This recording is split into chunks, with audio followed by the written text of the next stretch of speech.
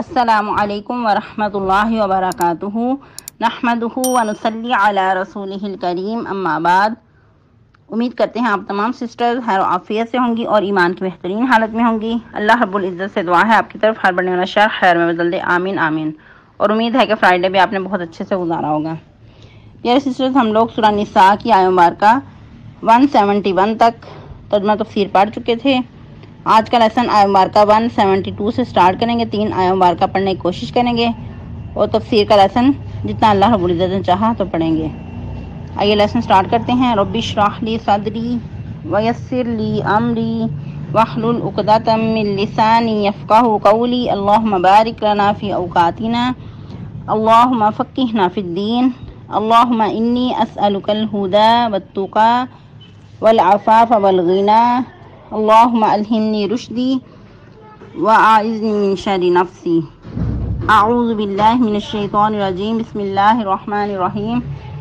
لن يستنكف المسيح ان يكون عبدا لله ولا الملائكة المقربون ومن يستنكف عن عبادته ويستكبر فسيحشرهم إليه جميعا فأما الذين آمنوا وعملوا الصالحات فيوفيهم أجورهم ويزيدهم من فضله وأما الذين استنكفوا واستكبروا فيعذبهم عذابا أليما ولا يجدون لهم من دون الله وليا ولا نصيرا۔ ٹرانسلیشن: لن يستنكف المسیح، ہرگز نہیں آر محسوس کرتے مسیح، ان یکون کہ ہوں وہ عبد للہ اللہ کے بندے، ولا الملائکۃ المقربون اور نہ مقرب فرشتے، یعنی کہ مقرب فرشتے بھی اللہ کے بندے ہونے میں آر محسوس نہیں کرتے۔ ومن یستنکف عن عبادتہ، اور جو شخص آر محسوس کرے گا اس کی بندگی سے، ویستکبر اور تکبر کرے گا، فسیحشرہم الیہ جمیعا، تو ضرور اکٹھا کریں گے ہم ان سب کو اپنی طرف۔ فاما الذین آمنوا وعملوا الصالحات، اور رہے وہ لوگ جو ایمان لائے اور انہوں نے عمل صالح کیے، فیوفیہم اجورہم، تو ضرور دیں گے ان کو ان کے اجر پورے پورے، ویزیدہم من فضلہ، اور ان کو اپنے فضل سے زیادہ بھی دیں گے۔ واما الذین استنکفوا واستکبروا، اور لیکن وہ لوگ جنہوں نے آر محسوس کی اور تکبر کیا، فیعذبہم عذابا علیما، تو عذاب دیں گے ان کو عذاب دردناک، ولا یجدون لہم من دون اللہ ولیا ولا نصیرا، اور نہیں وہ پائیں گے اپنے لیے اللہ کے سوا کوئی دوست اور نہ مددگار۔ آیت مبارکہ 174۔ یا ایھا الناس قد جاءکم برہان من ربکم وانزلنا الیکم نورا مبینا، اے لوگو تحقیق آ چکے تمہارے پاس برہان تمہارے رب کی طرف سے، اور اتارا ہم نے طرف تمہاری نور روشن، یا نور کھلم کھلا یا واضح۔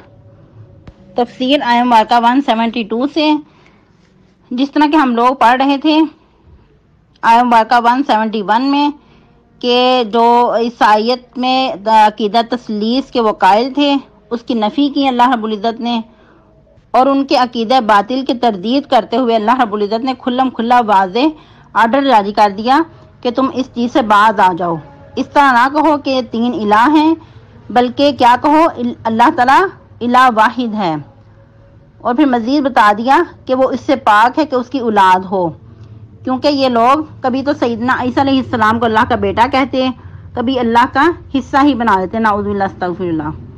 مزید بطور دلیل اللہ رب العزت نے اس آیت مبارکہ کو پیش کیا، اور اس آیت مبارکہ میں کیا فرمایا کہ جو لوگ عیسیٰ علیہ السلام کو اللہ کا حصہ قرار دیتے ہیں یا پھر اللہ کا بیٹا قرار دیتے ہیں تو ایسا نہیں ہے، بلکہ مسیح جو تھے عیسیٰ علیہ السلام وہ خود اللہ کو الہ ماننے کے قائل تھے، وہ خود اللہ کو معبود اپنا الہ یکتا مانتے تھے، خود کو کمزور اور عاجز بندہ اللہ کا قرار دیتے تھے، اور اللہ کی بندگی سے بالکل بھی آر محسوس نہیں کرتے تھے، اللہ کے سامنے خود کو عاجز اور حقیر سمجھتے تھے۔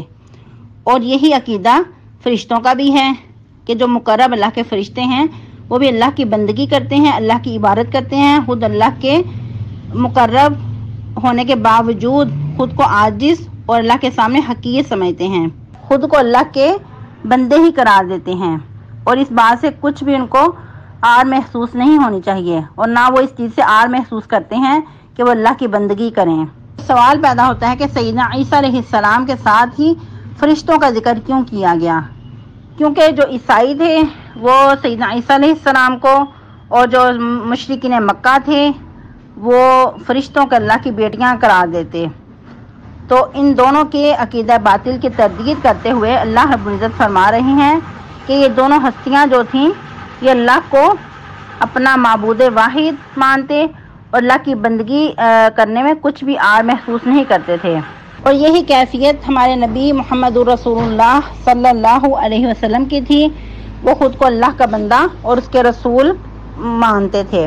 کیا فرماتے؟ اے لوگو، میں تمہاری طرح کا ایک آدمی ہوں، ایک انسان ہوں، اور البتہ میری طرف وحی کی جاتی ہے. اور وحی بھی کیا کہ اللہ واحد الہ کے سوا کوئی معبود نہیں ہے، اور میں اس کی طرف سے بھیجا ہوا ہوں، اس کا بندہ اور اس کا رسول ہوں.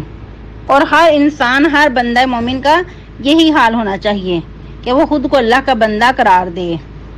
چاہے انسان کتنے ہی بڑے عہدے پہ فائز ہو جائے لیکن وہ رہے گا اللہ کا بندہ ہی. جیسا کہ امام ابن القیم بھی فرماتے ہیں کہ آدمی کے لیے بندگی کے مقام سے بڑھ کر کوئی عزت کا مقام نہیں ہے کہ انسان خود کو اللہ کا بندہ قرار دے. اور بھی مزید اسی کیفیت کو جب انسان عملی جامہ پہناتا ہے تو پھر اپنی پیشانی بے اختیار زمین پہ رکھ دیتا ہے، خود کو اللہ کے سامنے عاجز کر دیتا ہے کہ اللہ تو میرا رب ہے اور میں تیرا بندہ ہوں، تیرا عاجز بندہ ہوں.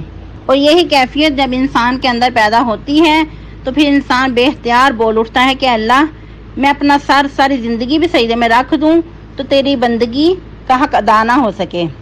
یہی وجہ ہے کہ اللہ رب العزت جب کوئی آرڈر نازل کرتے ہیں، جب فرشتوں کو کوئی حکم دیتے ہیں تو فرشتے آپس میں غور و فکر کرتے ہیں اور ان کی اس طرح تھڑتھڑاہٹ کی آواز آتی ہے جس طرح کوئی لوہے پہ زنجیر مار دی جائے، بہت زور سے آواز آتی ہے، بہت باری آواز آتی ہے. تو اس طرح فرشتوں کی پھڑپھڑاہٹ کی آواز پیدا ہوتی ہے ان کے پروں کی.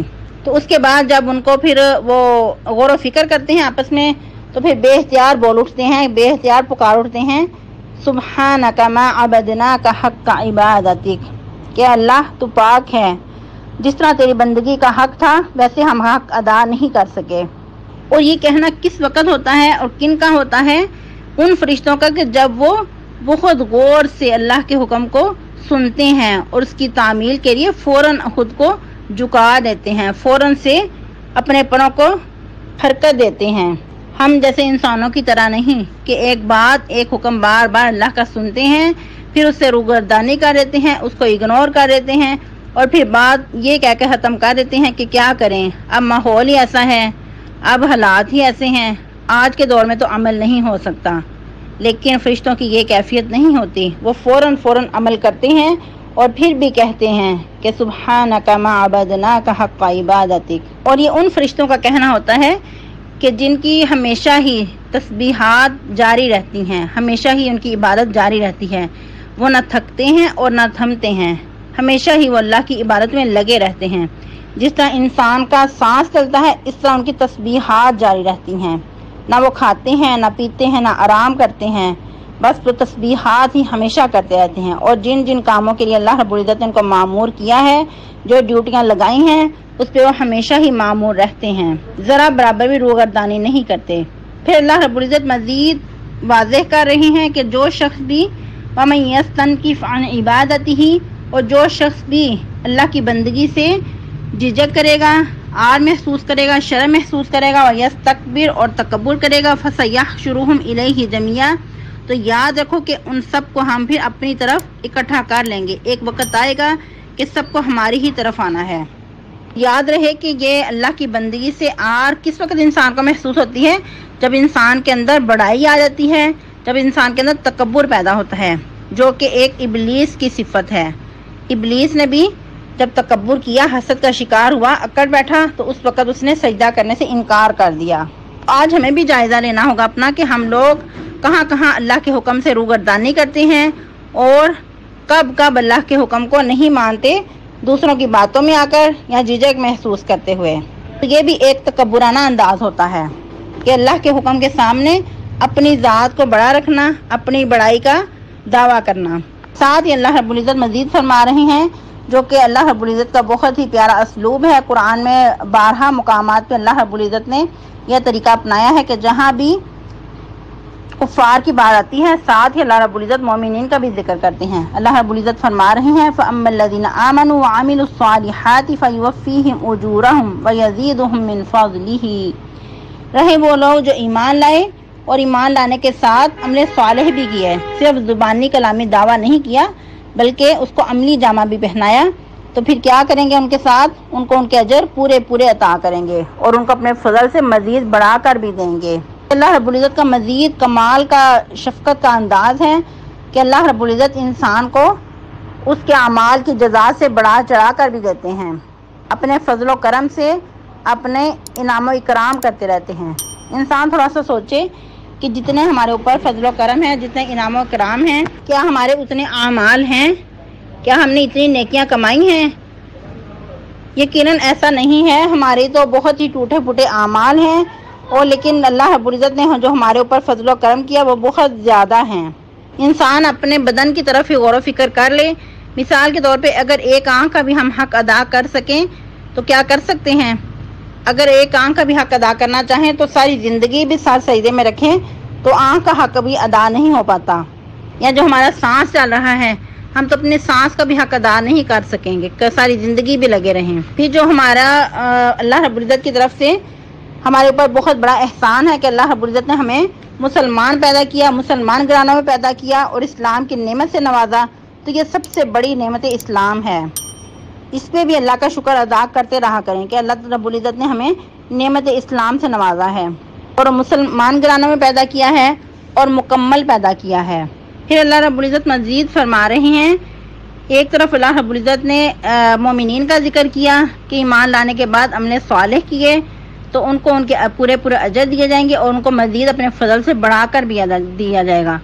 اور لیکن رہے وہ لوگ جنہوں نے عار محسوس کی اللہ کی بندگی سے اور تکبر کیا، فَيُعَذِّبُهُمْ عَذَابًا أَلِيمًا، تو ان کو ضرور عذاب دیں گے، عذاب دردناک۔ استغفر اللہ، اللہم لا تجعلنا منہم ولا یجدون لہم من دون اللہ ولیا ولا نصیرا، اور نہیں وہ پائیں گے اپنے لیے اللہ کے سوا کوئی دوست اور نہ کوئی حمایتی۔